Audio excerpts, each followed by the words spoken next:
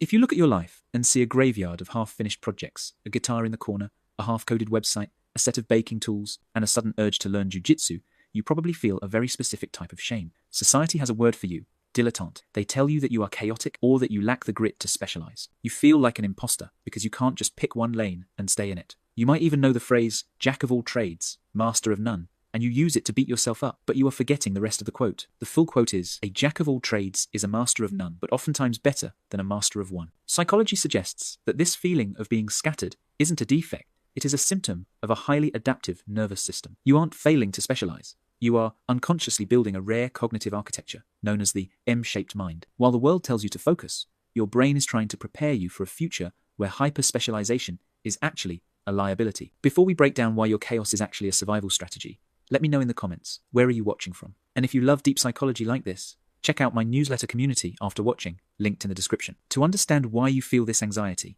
we have to look at the lie you were sold. For the last century, the world was an eye-shaped game. It rewarded people who dug one hole a mile deep. It was a kind learning environment, like golf where the rules never changed. If you practiced your swing for 10,000 hours, you won. But you don't live in a kind environment. Your brain instinctively knows that the modern world is a wicked environment. The rules change every day. In a wicked environment, the specialist is fragile. If the industry changes, they are obsolete. Because of this, you naturally drift. One year you are obsessed with electrical wiring and HVAC systems, and the next you are deep into yoga, heavy lifting, and DJing rave music. To an outsider, this looks like a chaotic personality. They might call you a strange man or unfocused. But what you are actually doing is gathering data points from disparate domains. This is where the magic happens. Psychology calls this far transfer. The specialist uses near transfer. They solve problems they have seen before using the same old tools. But you use far transfer. You take a concept from one completely unrelated field and apply it to another. Think about the web developer who used to be a beekeeper and a farmer.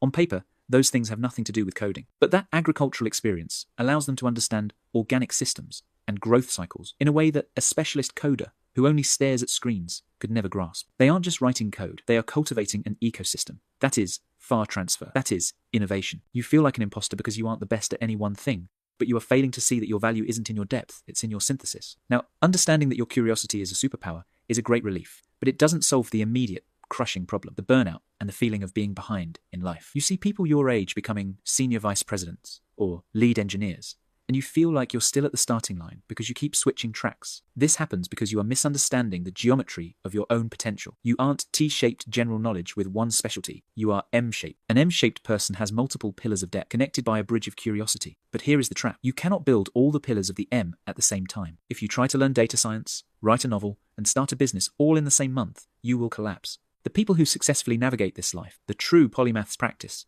what we call serial mastery. You have to view your life in seasons. You might spend your 20s obsessing over music and art. Then, in your 30s, you pivot to programming to pay the bills. You didn't quit art, you just finished that season of construction. I saw a story of a 5'3" who finally found peace with this. He realized he couldn't choose art over programming. So, he let programming be the pillar that paid the bills, while music, philosophy, and game design flourished as the other pillars on nights and weekends. He denied high-demand team lead positions to keep his work week at 30 hours. He protected his psychic energy. He didn't try to merge them all instantly. He let them exist sequentially, and eventually, they all merged into his own personal video game projects. That is the M-shape in action. There is one final psychological trait you have that makes you bulletproof, and it comes from evolutionary biology. It's called redundancy. In nature, redundancy is a strength, not a waste. Elephants rarely get cancer because they have massive genetic redundancy, multiple copies of the same cancer-fighting gene. If one fails, another takes over. Your chaotic interests are your redundancy. If you are just a specialist software engineer and AI takes your job, you are terrified. But if you are a software engineer who also knows how to do electrical wiring, fix HVAC motors, and teach English, you are unbreakable. You haven't been wasting your time dabbling. You have been engaging in strategic adaptability. You have been building a safety net of skills that ensures no matter what happens to the economy, or technology, or the job market, you have a pivot ready. So, stop apologizing for your graveyard of hobbies. Those weren't failures. They were semesters in the university of your own making. You were never meant to be just one thing. You were built to be the bridge between worlds that others can't even see. If you are ready to embrace your M-shaped future, drop a heart emoji in the comments to show you're putting it all together. And if you want the deep dive research on how to structure your seasons, subscribe and check out the newsletter community in the description.